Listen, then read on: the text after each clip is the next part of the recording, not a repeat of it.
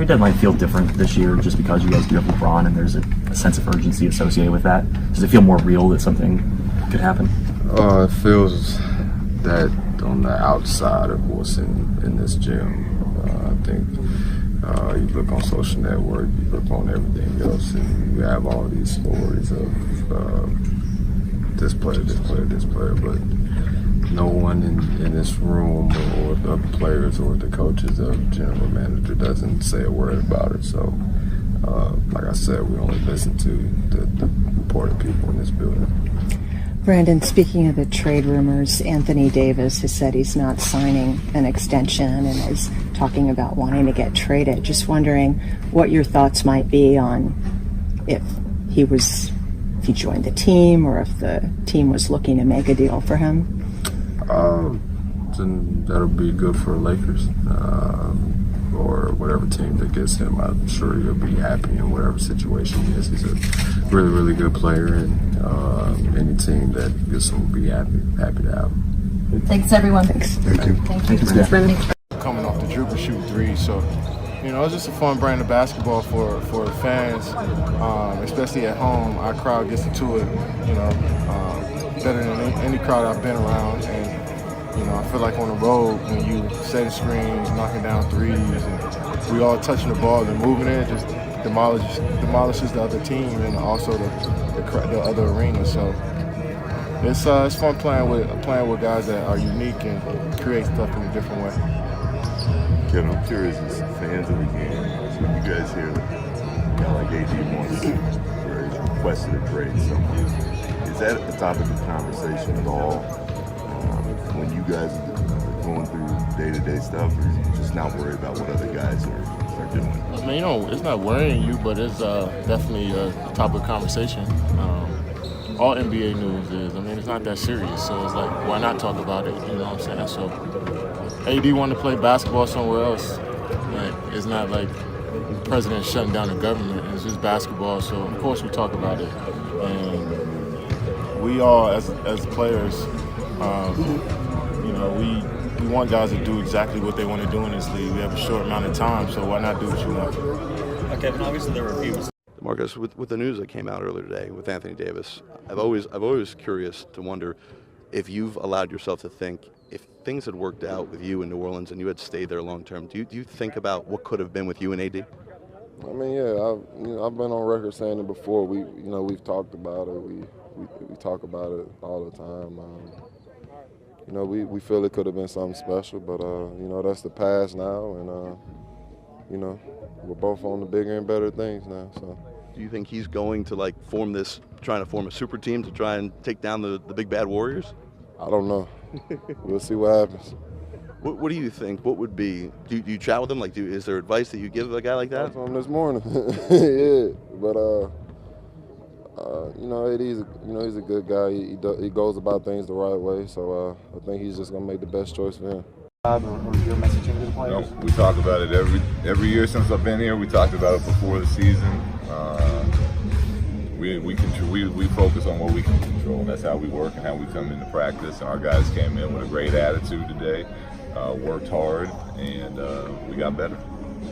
Was you around this team when there were a lot of trade rumors about stars on this team 12 years ago? Is it easier said than done to block that out? Yeah, and I would imagine it's probably even harder today with the amount of social media there is. But at the end of the day, that's the only thing that really matters is our group and what we're doing.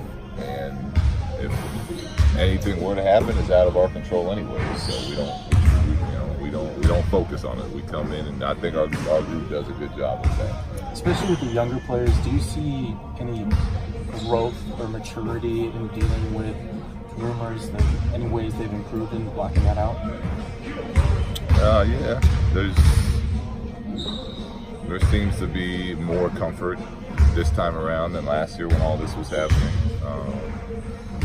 And it's just like anything in this league, their skill set, their bodies physically, the mental part of going through these type of things just gets a little better each year that goes on, and you go from being young to a vet, and before you know it, you don't even think about this stuff anymore. So it's part of the process. But yeah, they're getting better with that type of thing, with those type of things. Are players talking about Anthony Davis at this point? I have not heard any. Anthony Davis requested a trade from the Pelicans and stuff. What are your thoughts on players, exercising that type of control over their careers? I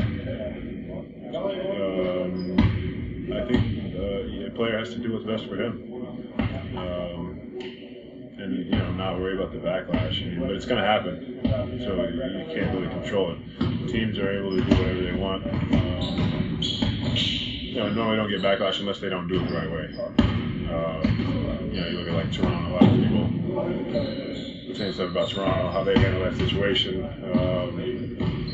And that's pretty much the only time a team can necessarily be in the wrong in that situation. But a player, if he wants to be in a better situation or a chance to win or whatever it is, be closer to his family, whatever it may be, a lot of times it's looked at negatively. But as players, you can't worry about that. And I think guys are starting to realize that.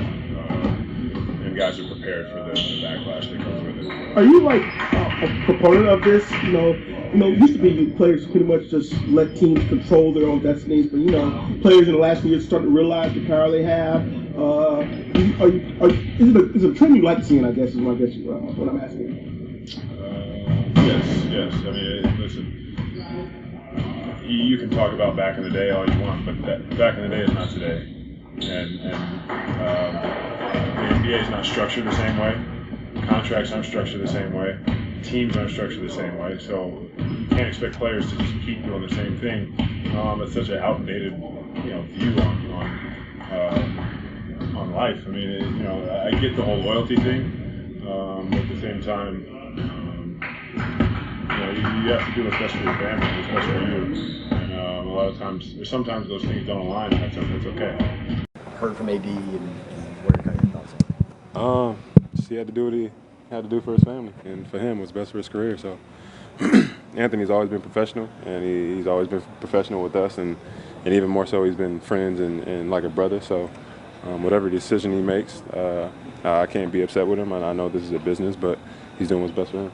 Is it a distraction going forward at this point, or is it just business as usual? No, it's business. I think everybody's somewhat been through it, maybe not at this capacity, but knowing Anthony, he's still going to come in here and work. You probably hear him yelling right now. So until whatever decision is made, he's always going to be here and be playing for us, and he's going to be riding with us. So. Do you think all of this stuff hanging in the air has kind of affected the team at all this season and been part of some of the struggles? I don't think so. It's a little bit more the same, more so injuries. A lot of injuries, people being in and out, getting off rhythm, adding new players. Again, I think everything with Anthony has just always been in the back of our minds where we know Anthony's going to make whatever decision he makes, but when he's here with us. You're under contract for the foreseeable future. Do you think about this maybe being a turning point for this franchise and you in some way, whether it be soon or this summer, that he won't be here anymore? We'll see. Right now, I guess I'm worried more about the season. I'm worried more about tomorrow. We got a big game tomorrow. We're still going to try to come out and win every game that we play, but it was kind of like when I was going through my free agency. I didn't worry about that. I worried more about what's going on at the task at hand. Do you expect to play with Anthony again this season? Do you think he'll play with you? I mean, I'd hope so. Depending on how healthy he gets, as soon as he can.